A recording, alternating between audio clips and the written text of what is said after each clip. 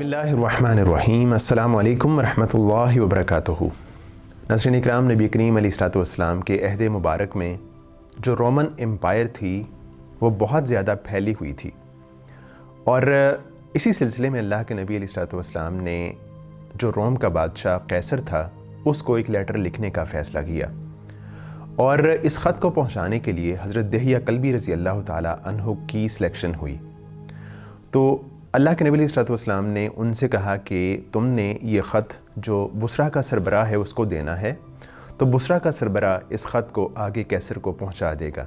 तो जब ये ख़त कैसर को मिला तो उस वक्त कैसर एक ऑफिशियल विज़िट पे इलिया शाम आया हुआ था, और ये इलाका उस ज़माने में रोमन एम्पायर का हिस्सा ही था।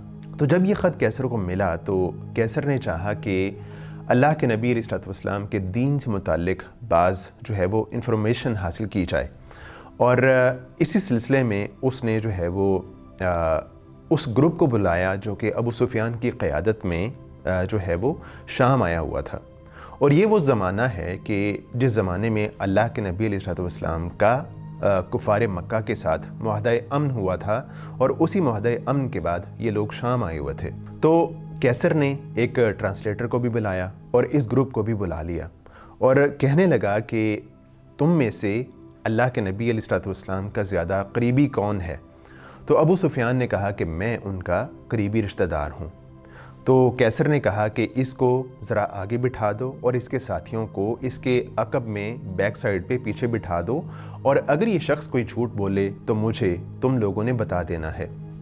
तो अबू सुफियान कहते हैं कि मुझे अगर ये डर ना होता कि अगर मैं झूठ बोलूँगा तो मेरी बदनामी होगी, तो मैं अल्लाह के नबी अलैहिस्सलाम से मुताल्लिक़ ज़रूर झूठ बोलता।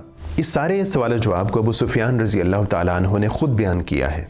तो सबसे पहले कैसर ने पूछा कि उसका नसब कैसा है। अबू सुफियान कहते हैं कि मैंने कहा वो ऊँचे नसब वाला है। हिरकल ने पूछा कि तो क्या ये बात इससे पहले भी तुम में से किसी ने कही थी? तो मैंने कहा नहीं। फिर उसने पूछा कि बाप दादा में से कोई बादशाह गुजरा है उसके बाप दादा में से? मैंने कहा नहीं। उसके बाद हिरकल ने कहा अच्छा, तो बड़े लोगों ने उसकी पैरवी की है या कमज़ोरों ने?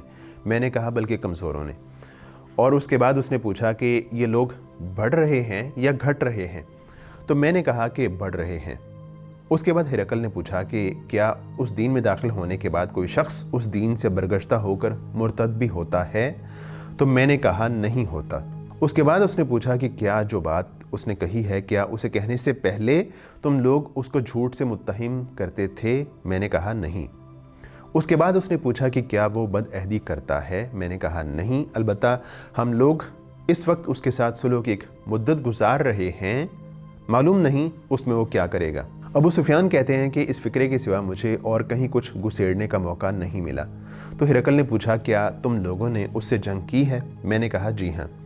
उसने कहा तो तुम्हारी और उसकी जंग कैसी रही?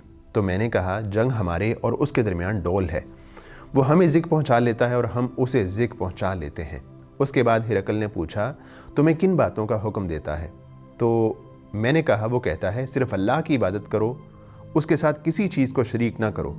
तुम्हारे बाप दादा जो कुछ कहते थे उसे छोड़ दो, और वो हमें नमाज, सच्चाई, परहेज़, पाकदामनी और क़राबत दारों के साथ हुस्न सलूक का हुक्म देता है। उसके बाद हिरकल ने अपने जो उसका तर्जुमान था, ट्रांसलेटर था, उसे कहा कि तुम अबू सुफियान से कहो कि मैंने तुमसे उसके नसब के बारे में पूछा तो तुमने कहा कि वो आला नसब है।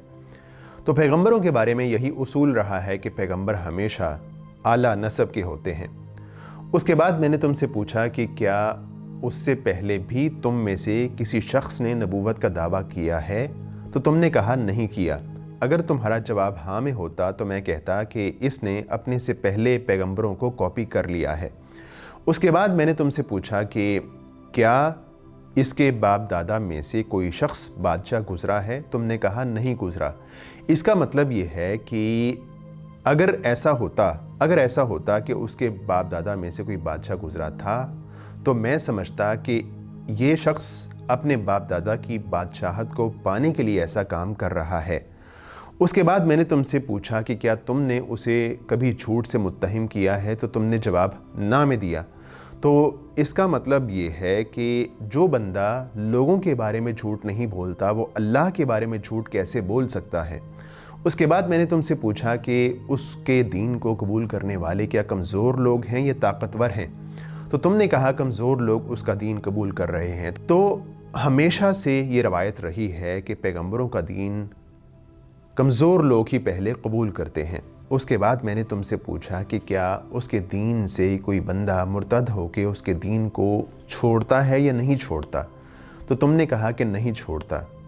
اور ہمیشہ سے یہی رہا ہے کہ جب ایک سچا دین کسی آدمی کے دل میں پختہ ہو جائے تو اس کے بعد وہ اس کو نہیں چھوڑتا۔ اس کے بعد میں نے تم سے پوچھا کہ کیا پیغمبر علیہ السلام کسی سے بد عہدی کرتے ہیں؟ تو تم نے کہا نہیں کرتے۔ تو ہمیشہ سے پیغمبر ایسے ہی رہے ہیں کہ وہ کسی بھی شخص کے ساتھ بد عہدی نہیں کرتے۔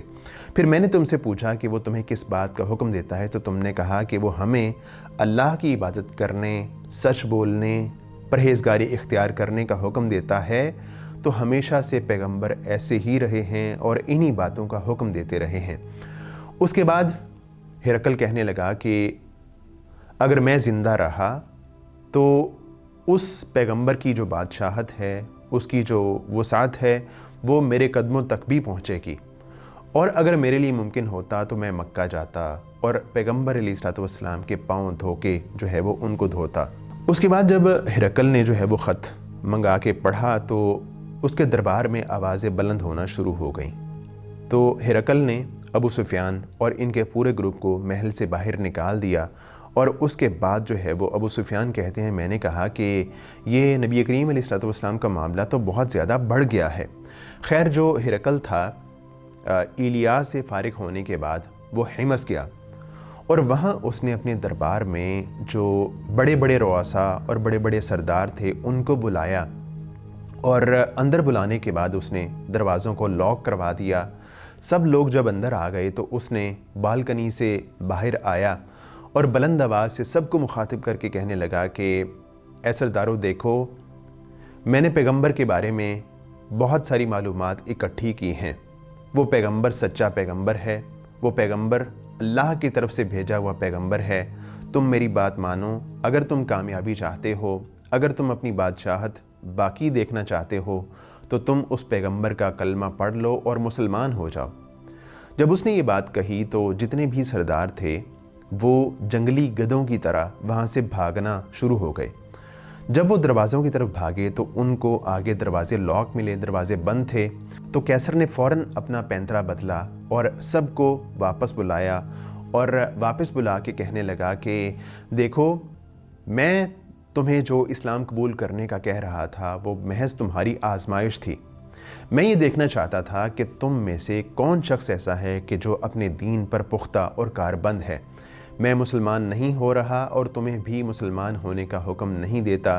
تو اس طرح کیسر نے اسلام کی جو حلاوت تھی اس کو قریب سے محسوس کرنے کے باوجود اپنی بادشاہت کو بچانے کی خاطر اسلام قبول نہیں کیا اور دوسروں کو بھی اسلام سے محروم رکھا۔